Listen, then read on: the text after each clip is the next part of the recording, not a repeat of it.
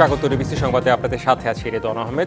ভারতের সাথে বাংলাদেশের কোনো চুক্তি বাতিলের সিদ্ধান্ত নেই বলে জানিয়েছেন পররাষ্ট্র উপদেষ্টা তৌহিদ হোসেন। মন্ত্রণালয়ে এক ব্রিফিংয়ে তিনি আরও বলেন, স্থলবন্দর দিয়ে পণ্য আমদানি নিষেধাজ্ঞার বিষয়ে জানতে ভারতকে চিঠি দেওয়া হয়েছে। এছাড়া পররাষ্ট্র সচিব নিজ থেকেই দায়িত্ব ছেড়ে দিচ্ছেন বলেও জানান তিনি। চুক্তি যেগুলি থাকে সেগুলি কিন্তু দুই পক্ষের সম্মতিতে বাতিল করতে হবে, অথবা প্রভিশন থাকে যে কোনো এক পক্ষ যদি আপত্তি করে তাহলে বাতিল করা যাবে ইত্যাদি ইত্যাদি। সেগুলি এই মুহূর্তে ঠিক আমরা বাতিল কোনোটাই করি। আমরা তো আসলে চাই যে নিয়ম অনুযায়ী যেন সবকিছু এগোয়। সব চুক্তিরই আমরা আমাদের কোন অবস্থান বা আমাদের কোনখানে সমস্যা আছে সেগুলি আমরা আইডেন্টিফাই করার চেষ্টা করছি এবং সময় মতো সেগুলি ভারতের সাথে টেক আপ করা হয়। দক্ষিণ সিটির মেয়র হওয়া উদ্দেশ্য নয়, বৈষম্যের প্রতিবাদেই হচ্ছে আন্দোলন, একথা বলেছেন বিএনপি নেতা ইশরাক হোসেন। সন্ধ্যায় কাকরাইলে সমর্থকদের সাথে যোগ দিয়ে তিনি অভিযোগ করেন, বিচার বিভাগের উপর হস্তক্ষেপ করা হয়েছে, চাপ প্রয়োগ করা হচ্ছে ইসির ওপর। এই সময় দুই ছাত্র উপদেষ্টাকে পদত্যাগ করে রাজনীতি করার আহ্বানও জানান তিনি। বিএনপি নেতা ইশরাক হোসেনকে মেয়র হিসেবে দায়িত্ব বুঝিয়ে দেওয়ার দাবিতে রাজপথে টানা আন্দোলনে কর্মী সমর্থকরা। সময়ের সাথে বদলেছে অবস্থান। নগর ভবন থেকে মৎস্য ভবন, এরপরে কাকরাইলের সামনে এসে জড়ো হন আন্দোলনকারীরা। বুধবার সন্ধ্যায় আন্দোলনে একত্রতা জানাতে কাকরাইলে সমর্থকদের সঙ্গে যোগ দেন বিএনপি নেতা ইশরাক হোসেন। এ সময় তিনি বলেন, মেয়র হওয়া নয়, বৈষম্যের প্রতিবাদেই এই আন্দোলন। এখানে কোনোদিনও আমার মেয়র হওয়ার, মেয়র শপথ নেওয়ার বা ক্ষমতা গ্রহণ করার উদ্দেশ্য অথবা মূল লক্ষ্য ছিল না। আমার প্রতি বৈষম্য করা হয়েছে। জনাব নাহিদ ইসলাম উনি পদত্যাগ করে গিয়ে রাজনীতি গিয়ে জয়েন করেছেন, রাজনীতি করছেন। কিন্তু বাকি যে দুজন উপদেষ্টা রয়েছে তারা এখনো এই সরকারের ভেতরে রয়েছে এবং তাদেরকে মদত দিচ্ছে বাংলাদেশ জাতীয়তাবাদী দল আগামীতে যাতে নির্বাচনে না আসতে পারে। বিচার বিভাগে হস্তক্ষেপ ও নির্বাচন কমিশনের ওপর চাপ প্রয়োগ করা হচ্ছে এমন অভিযোগ করে এ সরকারের অধীনে জাতীয় নির্বাচন কতটা নিরপেক্ষ হবে এমন প্রশ্নও করেন তিনি। সরকারের ভেতর থেকে বিচার বিভাগের উপরে হস্তক্ষেপ করা হয়েছে রায় প্রদানের সময়। নির্বাচন কমিশনকে এক প্রকার জিম্মি করার চেষ্টা করা আজকে হয়েছে, আপনারা দেখেছেন। আমার সাথে যদি এই আচরণ করা হয়, যখন জাতীয় নির্বাচন হবে, রাষ্ট্র ক্ষমতা পরিবর্তনের প্রশ্ন চলে আসবে, তখন কি আপনারা আশা রাখতে পারেন যে নিরপেক্ষভাবে বাংলাদেশে জাতীয় নির্বাচন হবে? এর আগে ইশরাককে মেয়র হিসেবে ঘোষণার দাবিতে বুধবার সকাল থেকে বিক্ষোভ কর্মসূচিতে কার্যত অচল হয়ে পড়ে ঢাকার একাংশ। যান চলাচল বন্ধ হয়ে দুর্ভোগে পড়েন নগরবাসী। বৃহস্পতিবার রায় ঘোষণার আগ পর্যন্ত সড়কেই অবস্থান করবেন তারা। Farhana Juthi, DBC news, Dhaka. এ নিয়ে আরও জানাতে রাজধানীর কাকরাইল এলাকা থেকে সরাসরি যুক্ত হচ্ছেন সহকর্মী অজিত সরকার। অজিত, সামগ্রিকভাবে কি অবস্থা দেখছেন এই মুহূর্তে? দেখতে চাই, জানতে চাই আপনার মাধ্যমে। জি রেদওয়ান, আপনি জানেন এখানে সন্ধ্যার পরে কিন্তু এখানে বিএনপি নেতা ইশরাক হোসেন কিন্তু এখানে এসেছিলেন। এসে তিনি কিন্তু এখানে নেতাকর্মীদের উদ্দেশ্যে কিন্তু তিনি কথা বলেছেন, সাংবাদিকদের সাথে কথা বলেছেন। তারপরে কিন্তু এখানে সন্ধ্যার পর থেকে কিন্তু এখানে লোকজন কিন্তু আরও আস্তে আস্তে বাড়তে থাকে, সেটা বাড়তে থাকে। কিন্তু সকাল থেকে কিন্তু আসলে তারা কিন্তু অবস্থান কর্মসূচি পালন করছিল, যদিও সেটা নগর ভবনের সামনে তারা অবস্থান তখন কর্মসূচি পালন করে। তারপরে সকালের পর তারা কিন্তু যখন দুপুর ঘনিয়ে আসে তখন কিন্তু তারা নগর ভবন ছেড়ে কিন্তু তারা মৎস্য ভবন হয়ে কাকরাইল মোড়ে মসজিদের সামনে কিন্তু তারা এখানে যমুনার সামনে পাশে কিন্তু তারা অবস্থান নেয়। এখানে তাদের একটাই তারা দাবি করছে যে এখানে যতক্ষণ না পর্যন্ত তাদের দাবি দেওয়া আসলে পূরণ না হবে, তারা কিন্তু সড়ক ছেড়ে তারা এখান থেকে কিন্তু যাবে না তারা।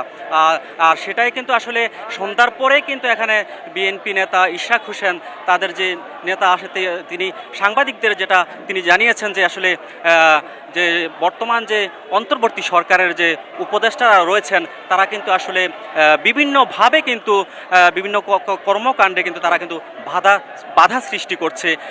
বিশেষ করে ইশরাক হোসেনের মেয়র পদে দায়িত্ব বুঝিয়ে পাওয়ার ক্ষেত্রে কিন্তু তারা কিন্তু বিভিন্নভাবে বাধা সৃষ্টি করছে এবং কি নির্বাচন কমিশনকে তারা হস্তক্ষেপ করছে এবং আগামীর যে ডিসেম্বরের যে নির্বাচনের যে রুটম্যাপ, সেই রুটম্যাপ ঘোষণা আসলে কালক্ষেপণ করছে, কিন্তু আসলে সেই ক্ষেত্রেগুলোতে তারা কিন্তু আসলে বাধা সৃষ্টি করছে বলে তিনি আসলে অভিযোগ করছেন। বিশেষ করে স্থানীয় সরকার উপদেষ্টা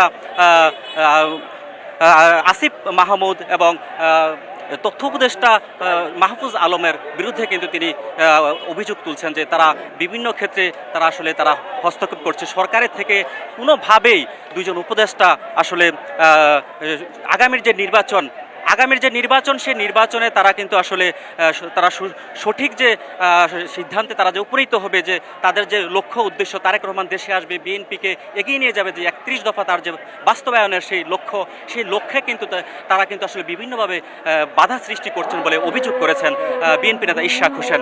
কিন্তু নেতাকর্মীরা কিন্তু উনি এখান থেকে চলে যাওয়ার পরও কিন্তু ঢাকাবাসী যে আসলে তার সাথে সহমত পোষণ করে একাত্মতা পোষণ করে তারা কিন্তু এখানে কিন্তু আন্দোলন কর্মসূচি চালিয়ে তারা একটাই তাদের কথা বারবার তারা বলছে এখানে তাদের যে আগামী নির্বাচন। জি অজিত সরকার, জানতে পারলাম, এই মুহূর্তে দেখতে পারলাম, ধন্যবাদ আপনাকে। ইসি পুনর্গঠন ও আগে স্থানীয় সরকার নির্বাচনের দাবিতে সরব এনসিপি। নির্বাচন ভবনের সামনে বিক্ষোভ সমাবেশে দলটির মুখ্য সমন্বয়ক নাসিরউদ্দিন পাটোয়ারি অভিযোগ করেন, নির্বাচন কমিশন আর সাংবিধানিক প্রতিষ্ঠান নেই, এটি এখন বিএনপির দলীয় কার্যালয়ে পরিণত হয়েছে। এদিকে ইসি বলছে এনসিপির এ দাবি রাজনৈতিক। ইসি পুনর্গঠন বা আগে কোন নির্বাচন হবে এটা তাদের হাতে নেই, তারা দায়িত্ব পালন করছেন নিরপেক্ষভাবে। আগারগাঁওয়ের নির্বাচন ভবনের সামনে জাতীয় নাগরিক পার্টির এই সমাবেশ ইসি পুনর্গঠনের দাবিতে 4 ঘন্টা ধরে চলে বিক্ষোভ। এই কর্মসূচি ঘিরে জোরদার করা হয় নির্বাচন ভবনের আশেপাশে নিরাপত্তা। আওয়ামী লীগ সরকারের করা আইনে নিয়োগ পাওয়া নির্বাচন কমিশনের নিরপেক্ষতা নিয়ে প্রশ্ন তোলেন এনসিপির নেতারা। ইশরাক হোসেনকে মেয়র ঘোষণা করে গেজেট প্রকাশ করায় ক্ষোভ জানান তারা। স্থানীয় ইলেকশন হবে এবং একটি গণপরিষদ নির্বাচন হবে, তার মধ্য দিয়ে একটি সুন্দর যে বাংলাদেশ আমরা প্রত্যাশা করেছিলাম, আকাঙ্ক্ষা ছিলাম 53 বছর, সেটা আমরা পাবো। আপনাদের হাত থেকে যদি বাংলাদেশ চলে যায় তাহলে সালাউদ্দিনের মতো যারা জ্ঞান ভারত থেকে এসেছে তাদের হাত দিয়ে বাংলাদেশ ইন্ডিয়াতে চলে যাবে। কারণ আমরা বলি সালাউদ্দিন যে প্রেসক্রিপশন নিয়ে এসেছে, বিএনপির কমিশন মানি না, মানব না, বিএনপির কমিশন যারা অবৈধ নির্বাচন বলে এটাকে প্রত্যাখ্যান করেছিল তাদের পরাজিত মেম্বারকে আবার বৈধভাবে ক্ষমতায় বসানোর জন্য গায়ের জোরে একটা বল প্রয়োগ করা। এদিন বসে পঞ্চম কমিশন সভা। পরে কথা বলেন নির্বাচন কমিশনার আবুল ফজল মোহাম্মদ সানাউল্লাহ। জানান ইসি পুনর্গঠনের দাবির বিষয়ে কোনো মতামত দিতে চায় না নির্বাচন কমিশন। এই সবগুলোতে বলা আছে নির্বাচন দরখাস্তে কাদেরকে পক্ষভুক্ত করা যাবে, সেখানে নির্বাচন কমিশনকে পক্ষভুক্ত করার কোনো আইন নাই। সকল খসড়াগুলো কিছু সংশোধনী সহ আজকে অনুমোদন করা হয়েছে, এগুলো এই অবস্থাতেই থাকবে, কারণ এটার সাথে আরো কিছু ইনিশিয়েটিভ জড়িত আছে। কোনো আইনি কোনো পরিবর্তন হয়। স্থানীয় সরকার নির্বাচন আগে করার দাবির বিষয়ে তিনি বলেন, কোন নির্বাচন আগে হবে কোনটা পরে হবে এটা কমিশনের হাতে নেই।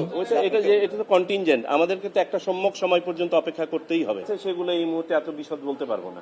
এগুলো কন্টিনজেন্ট অ্যাক্টিভিটিগুলো বিধিমালা প্রবিধি ইত্যাদির মাধ্যমে হয়তো আসবে। ইসির দায়িত্ব নির্বাচন অনুষ্ঠান করা জানিয়ে এই নির্বাচন কমিশনার জানান তারা নিরপেক্ষভাবে কাজ করে যাচ্ছেন। আমাদের শরীরে এবং মনে ক্ষত বহন করতেছি কিনা, আমাদের প্রত্যেকের মনে ক্ষত। নূপুর মাহমুদ, ডিভিসি নিউজ, ঢাকা।